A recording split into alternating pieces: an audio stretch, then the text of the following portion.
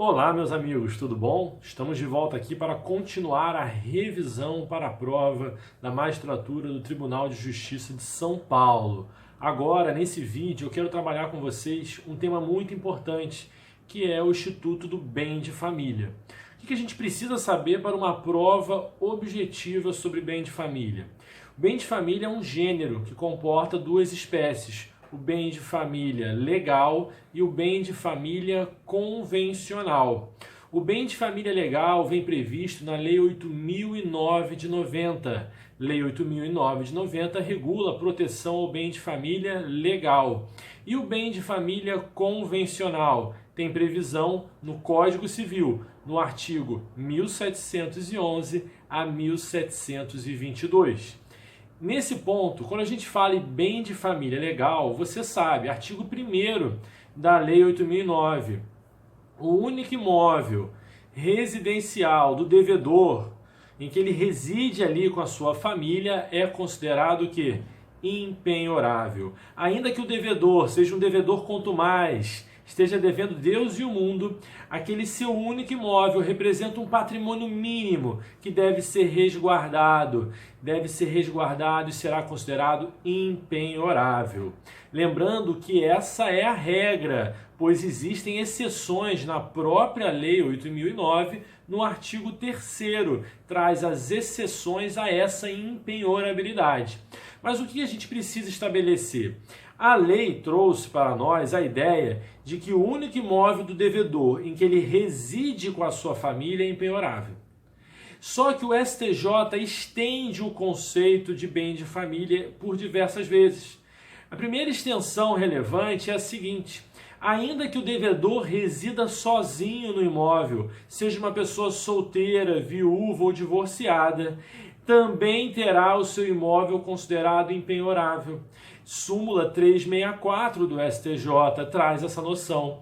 Então estende-se também às pessoas solteiras, viúvas e divorciadas a proteção destinada ao bem de família, tá certo? Outra extensão relevante que o STJ faz. Veja só, imagine o seguinte: o devedor reside com a sua família no seu único imóvel, mas esse imóvel é muito grande, tem um valor considerável. O que ele decide fazer? Ele decide alugar o seu apartamento e, com o dinheiro do aluguel, ele vai morar em outro imóvel mais barato. E com o valor que sobra do aluguel que ele estava recebendo, ele consegue assim pagar o aluguel do novo imóvel e também ainda sobra um dinheiro para pagar a escola dos filhos, alimentação. Então veja só, aqui o devedor tem um imóvel próprio, mas ele alugou para terceiro. E com o valor daquele aluguel, ele mora de aluguel em outro apartamento. E ainda esse aluguel representa uma renda para complementar os gastos de saúde, alimentação. E aí, se esse devedor vier a sofrer um processo de execução, uma fase de cumprimento de sentença e tiver a penhora do seu imóvel decretada, ele pode alegar que aquele apartamento é bem de família? Pela literalidade do artigo 1º, não, né? Porque ele não reside mais com a sua família no seu único imóvel. Mas o STJ entende que se o devedor não reside no imóvel, alugando ele para terceiros, esse imóvel continuará gozando da proteção do bem de família se o valor do aluguel estiver sendo revertido para a subsistência da entidade familiar. E é claro que a subsistência da entidade familiar aqui, no exemplo que eu dei, é representado com o valor que ele está pagando no aluguel do novo imóvel, com alimentação e saúde. Tranquilo? Então o STJ diz, apesar de ele não estar residindo com a família do imóvel, ele está usando o valor do aluguel para a sua subsistência. Então merece gozar da proteção da impenhorabilidade. Veja, exemplo parecido também, né, de extensão aqui da impenhorabilidade do bem de família. O devedor em si, ele não mora no imóvel. Ele mora em outro lugar, de aluguel, de comodato, né, por empréstimo, mas ele não mora no seu único imóvel. Então, a princípio, esse imóvel poderia ser penhorável, tá certo? Só que a mãe do devedor ou qualquer outro parente está lá residindo, a mãe, o filho, o STJ também tem entendimento no sentido de que se o devedor não reside no imóvel, mas lá reside um familiar, a mãe, o filho, também gozará da proteção da impenhorabilidade do bem de família, tá certo? O STJ se manifesta muito para estender a proteção, em muitos casos estendendo a proteção do bem de família. Mas, por exemplo, há um entendimento também do STJ no sentido de que vaga autônoma na garagem, aquelas vagas autônomas que têm registro próprio, né, estão discriminadas na escritura, essas vagas não gozam da proteção do bem de família, podendo vir a ser penhoradas eventualmente. Tranquilo? O bem de família vai ser o imóvel em que reside o devedor. Mas se a vaga é autônoma, tem registro próprio, ela poderá vir a ser penhorada. Tranquilo? Bom, o que cai demais em prova? Viram que eu falei do artigo 1º e dei algumas conclusões jurisprudenciais. Mas cai muito em prova as exceções à impenhorabilidade do bem de família. Então você vai fazer o dever de casa, você vai ler o artigo 3º da Lei 8.009, que traz as exceções à impenhorabilidade do bem de família. Vou trabalhar aqui algumas exceções importantes, algumas exceções relevantes a essa impenhorabilidade. O primeiro caso, não é possível opor, né, a proteção ao bem de família em relação a dívidas tributárias, mas dívidas tributárias do imóvel, relativas ao imóvel. Então, por exemplo, não pode o devedor de IPTU falar que a fazenda não pode penhorar o seu imóvel porque ele é o único imóvel residencial. Não, nesse caso não.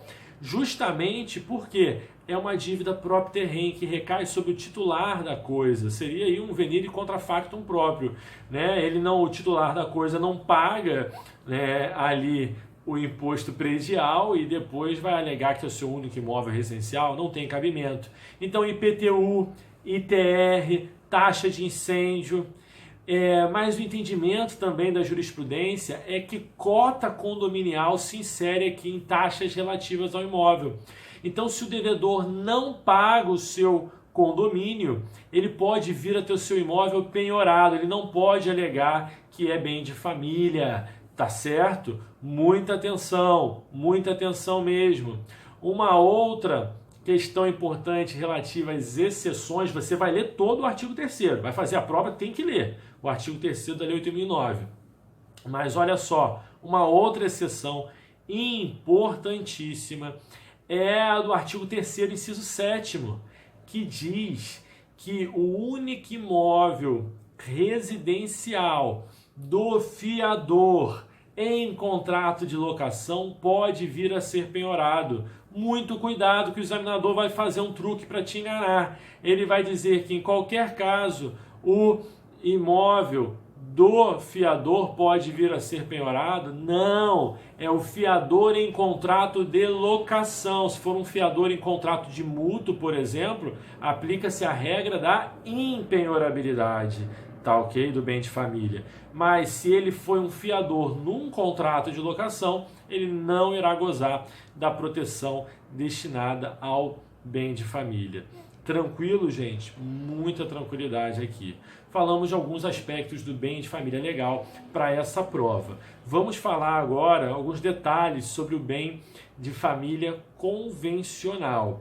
Antes disso, eu quero lembrar, quem está assistindo esse vídeo até agora, se inscreva no canal. Não paga nada, é só apertar o botãozinho de se inscrever no canal aqui no YouTube e ativa o sininho, que são as notificações. Quando eu fizer novos vídeos, quando eu estiver ao vivo no YouTube, você vai receber uma notificação no seu celular. Então, você tem essa possibilidade aí.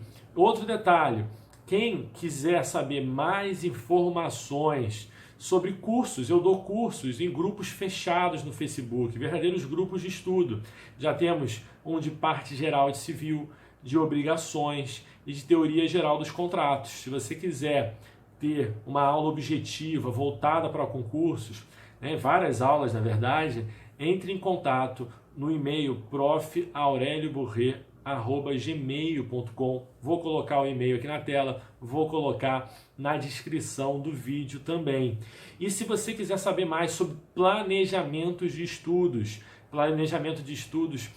a médio e longo prazo, em que você vai ter um cronograma diário de estudo, com técnicas para estudar a doutrina, estudar exercícios, veja que eu falei estudar exercícios e não fazer exercícios, técnica de estudo de jurisprudência, exercícios e uma revisão periódica, contínua, cumulativa, que vai fazer com que elimine aquela sensação de estar sempre esquecendo o que está estudando. Se você quiser informações sobre o planejamento de estudos, seja o geral, né, mais de médio e longo prazo, ou seja o voltado para a prova do MP de São Paulo que se avizinha, é só mandar um e-mail, né, para prof.aurelioburré@gmail.com. Tá certo, gente? Para a gente fechar esse vídeo sobre bem de família convencional.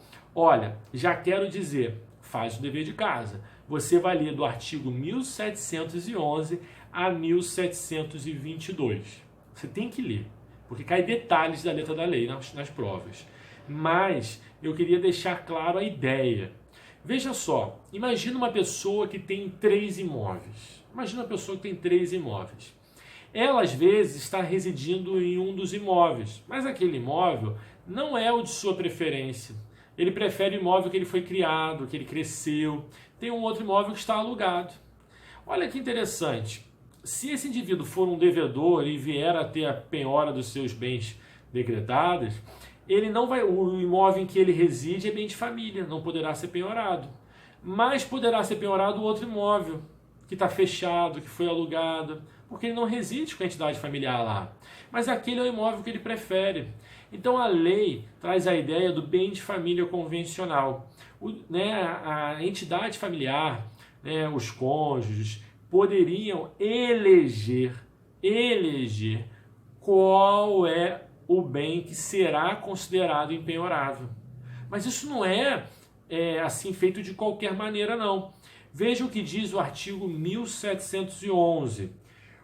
Podem os cônjuges ou a entidade familiar, mediante escritura pública ou testamento, cai muito isso em prova, destinar parte do seu patrimônio para instituir bem de família, desde que não ultrapasse, guarda essa informação, 1/3 do patrimônio líquido existente ao tempo da instituição. Muito importante isso. Então tem que ver, tem 3 apartamentos, quanto que vale cada um? Cada um vale 500 mil reais. Então eu posso pegar um deles e constituir como bem de família convencional? Pode, porque representa 1/3 do patrimônio líquido. Não pode ultrapassar, porque senão a pessoa vai esconder o mais caro e só as porcarias serão penhoráveis, né? Não, tem um limite de 1/3 do patrimônio.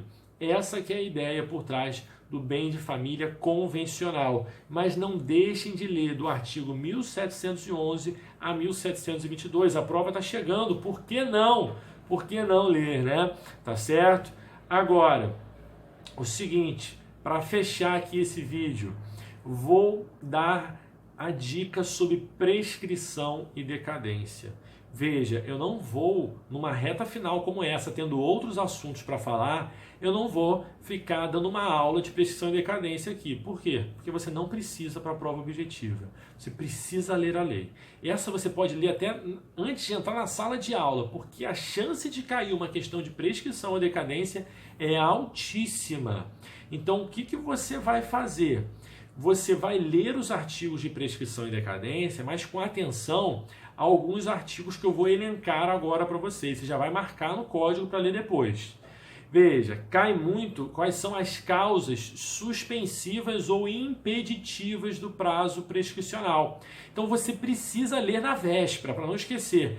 Artigos 197, 198, 199 e 200 do Código Civil.